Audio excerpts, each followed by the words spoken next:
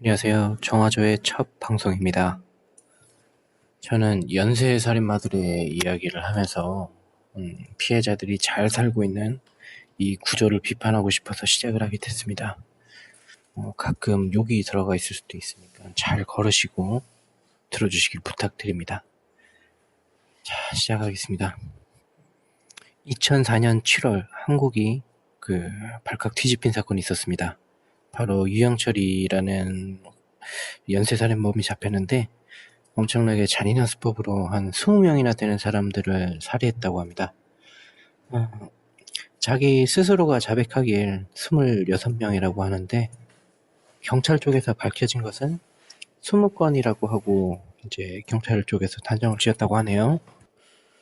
예, 소름 끼치는 거는 이 새끼가 이제 충동적이게 움직인 게 아니라 항상 계획적으로 움직였다고 하는 그런 사이코패스. 예, 이 유영철은 사이코패스의 대표적인 예라고 볼 수 있습니다. 그래서 어린 시절부터 한번 유영철을 한번 보자고 하면은 동네 친구들한테 굉장히 공포의 대상이라고 했다네요. 이제 국민학교 때, 그때는 국민학교죠. 초등학교 때가 아니라 국민학교 때 키가 이제 168, 예, 어마어마하게 크죠. 그런 거대한 새끼가 동물을 잡고 동물을 해부하고 두꺼비 목을 비틀고 높은 데서 떨어뜨리고 이런 무서운 행위를 했다고 하네요. 그러니까 애들이 좀 무서워할 수밖에 없었겠죠. 그렇게 자라면서 고등학교 때 처음 치는 기타를 훔치고 소년원에 들어간 게 이제 첫 범죄 이제 이력이라고 볼 수가 있네요. 그때 후에는 또 이제 범죄를 저지른 게 미성년자를 이제 강간을 했는데 한 3년 정도 구역을 했다고 합니다. 근데 그때 웃긴 게 이 새끼가 아내가 있었어요. 복역을 할 당시에 이제 그래서 이제 빵에 있는 도중에 이제 강제 이혼을 했는데 뭐 이런 새끼도 결혼을 하네요. 그래서 이혼 후에 사람에 대해서 그렇게 대인 기피증을 많이 보였대요. 그래서 빵에 있을 때 막 같은 방 죄수랑 막 싸우고 막 이래가지고 이제 가석방이 늦어졌다고 합니다. 안에서도. 여기서부터 어떻게 보면은 원래 사이코패스였는데 이혼에서부터 뭔가 시점이 됐다고 좀 보입니다. 뭐 동물을 해체하거나 이런 사이코패스들도 무조건 살인을 하는 게 아니니까요. 다른 방법으로 풀 수도 있는 건데 이혼을 통해서 어떻게 보면 그 범죄의 씨앗이 자라지 않았나 싶은 생각이 드는데 한번 말씀을 드리겠습니다. 이렇게 깜빵에서 이제 나오고 나서 어머니 집에 한 10일 정도 머물렀다고 하네요. 머무르면서 이제 이 새끼는 뭐 죄를 뉘우치는 게 당연히 아니겠죠. 보통 죄수들이 그러니까 뭐 앞으로 저지를 범죄에 대해서 나오자마자 생각을 했답니다. 나오면서 이제 계획을 구체적으로 준비하게 됐다고 하네요. 이때부터. 그래서 막 지가 생각하다가 내가 이렇게 씨발 불우하게 사는 거는 이게 기득권층 때문이다. 이렇게 생각을 했다고 해요. 뭐 사실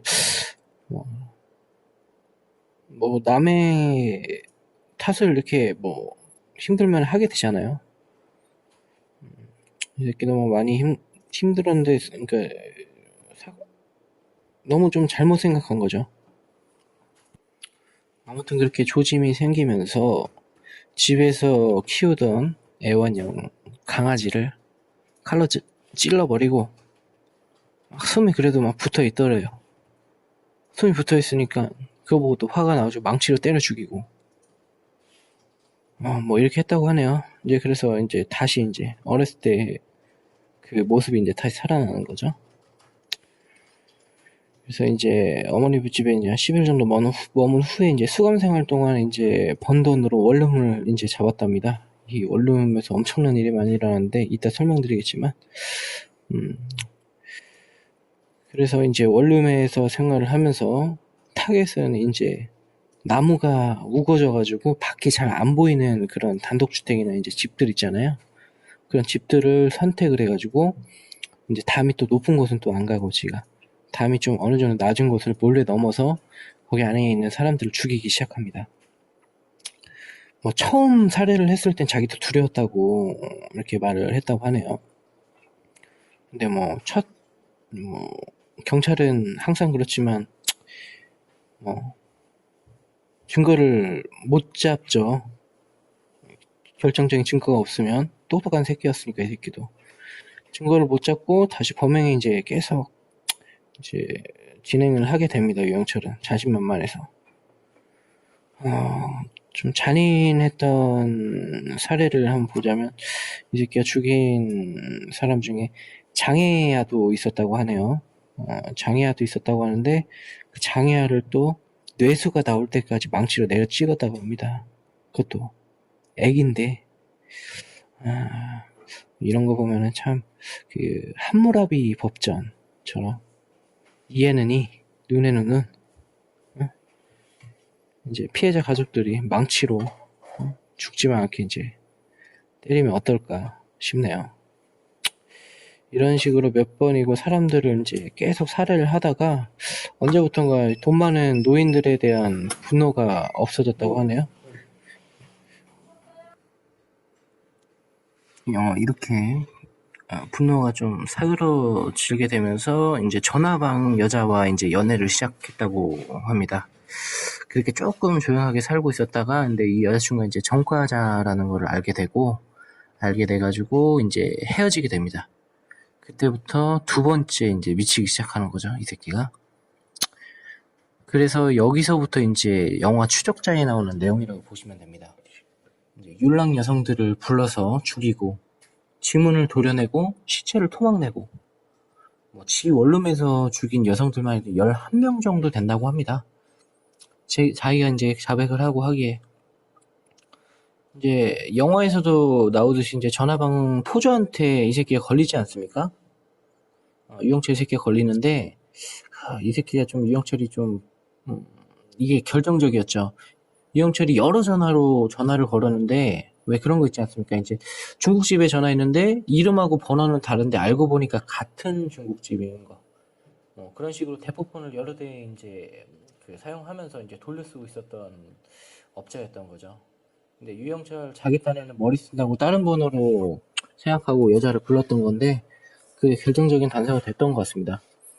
그래서 이 새끼한테 전화할 때마다 여자가 없어지니까 이 포주가 이제 직접 잡았다고 하네요. 건달들 불러가지고 그렇게 해서 이제 잡았는데 웃긴 게 유영철 이 새끼가 이제 막 경찰에 잡혀가지고 막 간질이나 발작 일으키는 막 흉내를 하다가 이제 좀 소홀해질 때쯤에 이제 막 도주를 했다고 하네요. 이때 못 잡았으면 어땠을까 싶어요. 여튼 이렇게 도망가서 다시 잡긴 잡았지만 유영철은 대한 이야기는 여기 정도까지 하고 참 재밌는 게 비하인드 스토리 한 3가지가 있는데 이게 참 골 때리는 게 있습니다.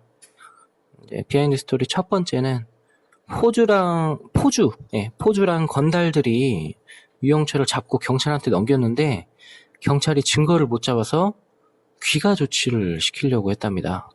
그래서 건달들이 경찰 코스프레 하면서 존나게 패가지고 이제 유영철한테 자백을 받아냈다고 하네요. 살해 현장을. 그게 어떻게 보면 참 이런 경찰들이 못하는 일을 한 거니까 대단하네요. 그리고 두 번째 비하인드는 이제 신사동 노부부 살인 사건 이제 지가 이제 노부부도 살해했다라고 이 새끼가 자백을 했는데 그게 노부부 살인 사건 현상금이 8천만 원이었는데 잡고 나서 죄송합니다. 잡고 나서 건달이라고 한 2,500만 원밖에 안 줬다고 하네요. 세 번째 비하인드 스토리는 유영철 잡은 포주가 나중에 이제 유영철 잡고 나서 이제 경찰 상도 받고 이렇게 하다가 이제 잘 살려고 이제 요거를 그만뒀었는데 전화방 사업을 그만뒀었는데 나중에는 또 마약 밀매 사업을 다시 손을 대기 시작했다고 합니다. 그러다가 이제 중간에 이제 이건 아니다 싶었겠죠, 자기가. 그래서 경찰이랑 협력을 해서 역으로 이용해서 이제 마약 밀매업자들을 이제 잡기로 했답니다. 그래서 이제 경찰인지 검찰인지 확실히는 잘 모르겠는데, 사건이 정리되면 성형도 해주고 신분 세탁도 해주고 해외 이주를 해준다는 이제 약속을 했지만, 사건이 끝나고 아무것도 안 하고 그냥 돈 530 정도밖에 못 받고 그냥 끝났다고 하네요.